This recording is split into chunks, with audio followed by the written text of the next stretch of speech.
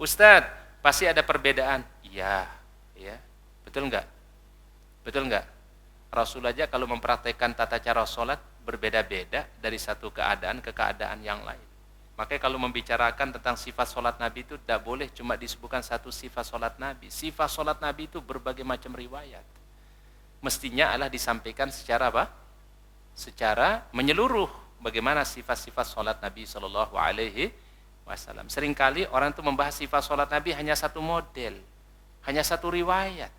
Ya. Contoh misalnya, Nabi Shallallahu Alaihi Wasallam ketika beliau sujud ada dua riwayat. Ya, ketika beliau sujud.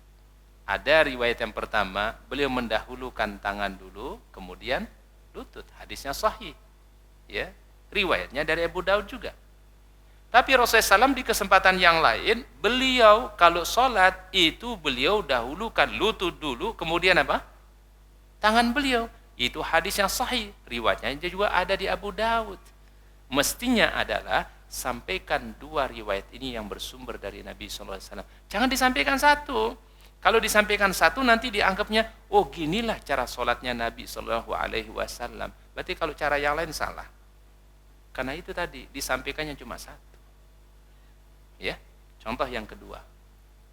Nabi SAW kalau menjadi imam itu beliau pernah mengeraskan bacaan Bismillahnya waktu sholat.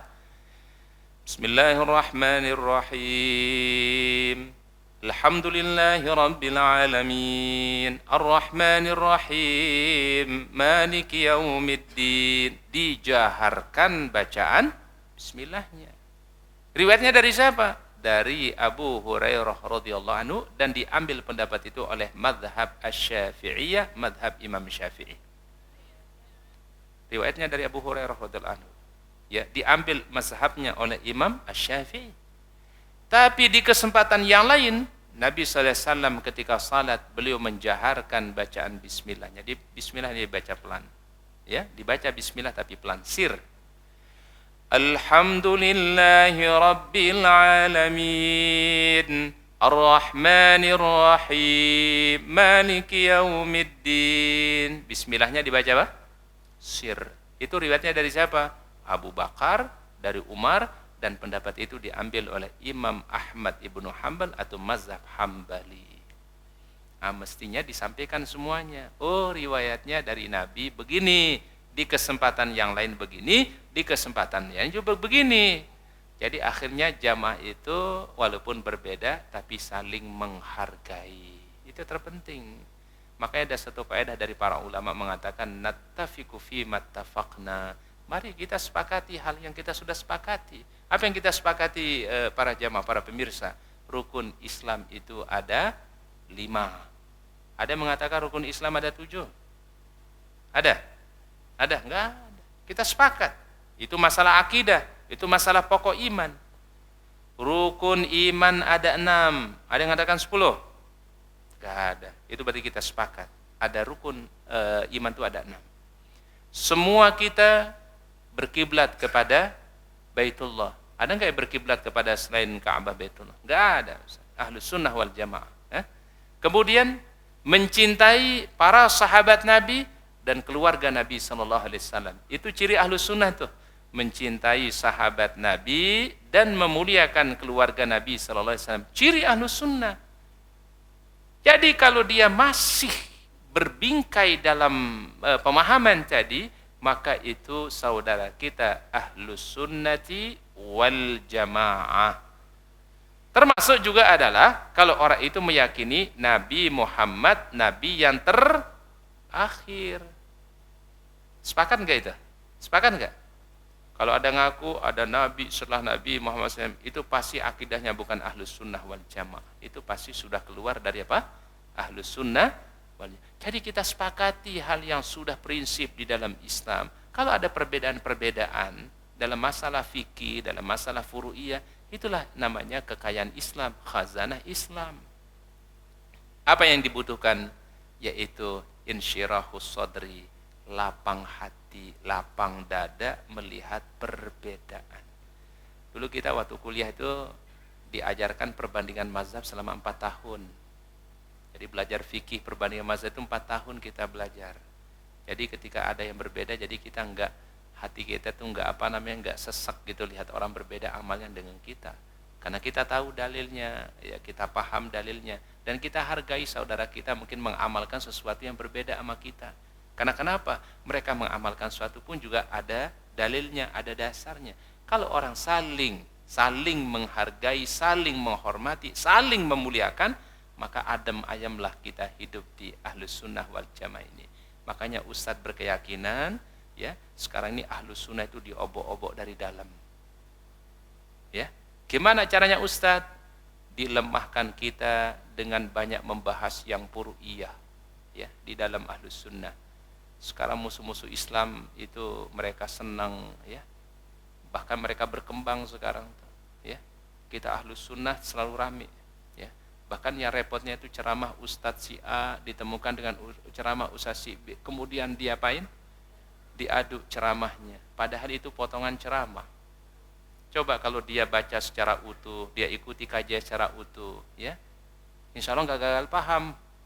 Tapi kalau dipotong sebagian, apalagi pada poin mungkin yang agak sensitif, lalu kemudian ditemukan dengan ceramah Ustadz yang berbeda, mungkin pemahaman fikihnya berbeda, ya tidak akan ketemu. Apa yang akan terjadi? Pasti masing-masing muridnya, pengikutnya akan fanatik. Dan itu salah satu cara kita dilemahkan Ahlus Sunnah wal Jamaah ini. Dilemahkan dari apa? Dilemahkan dari dalam. Sehingga kita sibuk dengan hal-hal yang sifatnya fikih, furu'iyah, tapi kita lupa tentang perjuangan Islam. Lupa kita untuk berdakwah, lupa kita untuk membela dakwah Islam itu. Ya. Ini saat sekarang ini kan pemurtadan luar biasa. Betul, betul. Sekarang, ya, pemurtadan itu modusnya macam-macam, ya. Jangan dikira ibu-ibu, para jamaah, para pemirsa, kalau ada tulisan Arab lalu kita katakan, oh itu isinya cakep, bagus, belum tentu. Ada kaligrafi bagus isinya dari luar, tapi kita tidak tahu ternyata di situ adalah upaya pemurtadan kepada umat Islam. Bahkan mereka sekarang dengan cara-cara seperti membaca Quran, seperti dia bersolawat kepada Nabi. Liriknya mirip, tapi isinya adalah tentang doktrin daripada pemurtadan. Itu harus jadi PR kita sebenarnya. Jadi umat sudah berpikir bagaimana nyelamatin akidah umat. Ya. Umat ini perlu pencerahan. Umat ini perlu pemahaman yang komplit kita tentang Islam. Kita alhamdulillah kalau ngaji sudah banyak ilmunya. Apalagi para pemirsa Al-Hujah ini ilmunya sudah, kalau bahasanya udah ngelotok ilmunya. Ya, udah ngaji, udah sering kan, ta'lim udah sering. Insya Allah ilmunya Ustaz tidak ragukan. Ustaz yakin ilmunya para pemirsa jamaah ini udah banyak. Tinggal bagaimana kita peduli terhadap dakwah itu aja. Ya. Karena kita dilemahkan dari situ. Kita dibuat sibuk satu dengan yang lainnya. Ya. Dan selalu dibuat rame. Ya. Betul nih? Ya, selalu dibuat rame. Padahal ya udah, monggo yang mau mengamalkan begini, wah ini dasarnya dalilnya, kita hormati. Wah ini mengamalkan begini, ini dalilnya, silakan kita hormati. Tapi kalau kita saling serang satu dengan yang lainnya, mohon maaf, kita justru akan jadi lemah. Ya, kita akan menjadi apa? Dan orang-orang yang musuh Islam itu akan menjadi kuat. Ahlus sunnahnya jadi lemah, tapi di luar ahlus sunnah menjadi kuat. Ya, aliran-aliran sesat yang dulu kita katakan sesat sekarang makin berkembang, semakin besar, bahkan mereka punya potensi yang luar biasa. Kita dari dulu bahasanya masalah kunut aja, ya, nggak tuntas-tuntas, ya, satu kunut, satu nggak kunut, yang satunya jahar bacaan Bismillahnya, yang satu sir bacaan Bismillah, ya, nggak tuntas-tuntas. Maka kita dulu diajarkan tuh di perkuliahan tuh 4 tahun belajar perbandingan mazhab. Jadi perlu para ustadz, para asatidz itu belajar perbandingan mazhab fikih supaya lebih luas cara berfikirnya, luas cara pandangnya terhadap dalil-dalil yang ada dalam Al-Quran ataupun hadis Nabi Sallallahu Alaihi Wasallam.